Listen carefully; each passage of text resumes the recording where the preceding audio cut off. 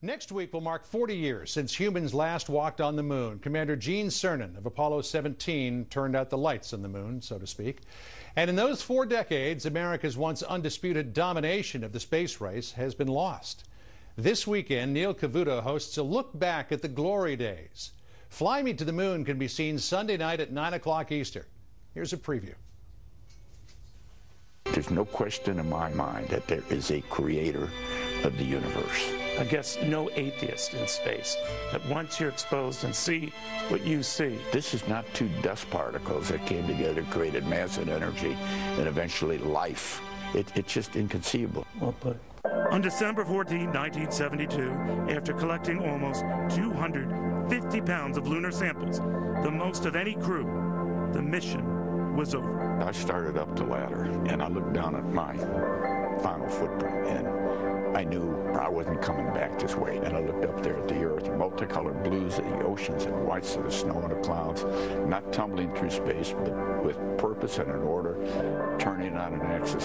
So I started up the ladder, and I was looking for that proverbial freeze button, because I wanted to keep this moment going for a while. America's challenge of today has forged man's destiny of tomorrow.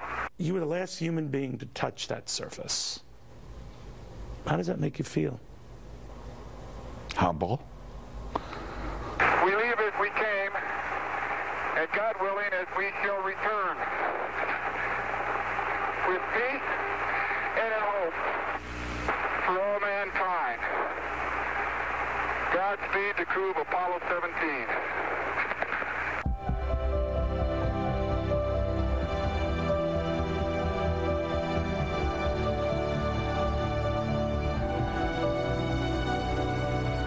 Convinced that the space program will come back. The country needs to have something to look forward to look up to be proud of. What can we do in 10,000 years?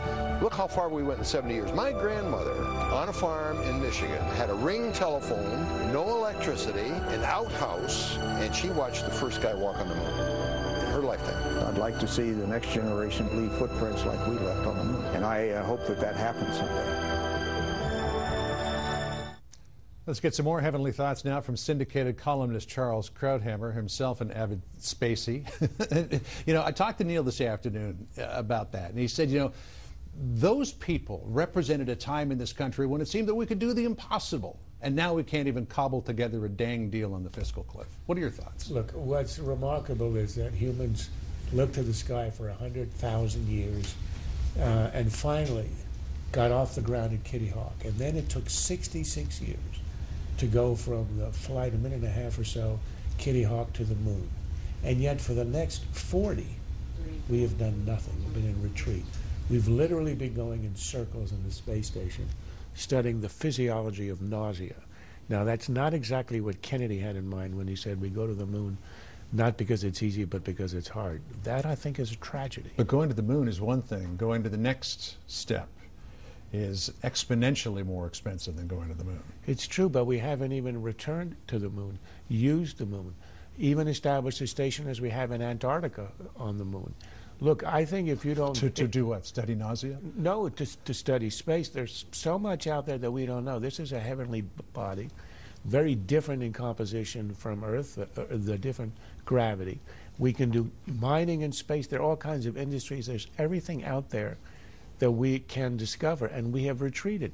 Look, and there's also simply the majesty of it. I mean, I think if you live in this age and you don't glory to space travel or to the magnificence of leaving footprints on a celestial body, you don't deserve to live in this age. You should be living in the Middle Ages, traveling by mule. I'm with you, because it was watching Walter Cronkite covering the space race that led me into this business. But when you have so many pressing interests at home, is it worth it to spend the money to go to Mars or go to an asteroid? That was exactly the argument that was made in Kennedy's time.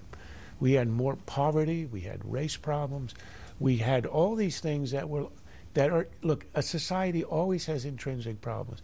The idea that we're going to wait until our society is a utopian one before we venture into space is ridiculous. That's our destiny. That is where the frontier is. Kennedy understood it. He infused a generation with all of that enthusiasm, and now that's gone. Well, I'm with you. I want to be on the first flight to Mars. How about you? I'm just happy to see another launch. I was one of the space shuttle launches, and I missed the ones to the moon, but those are absolutely glorious events. You see that, and you're changed.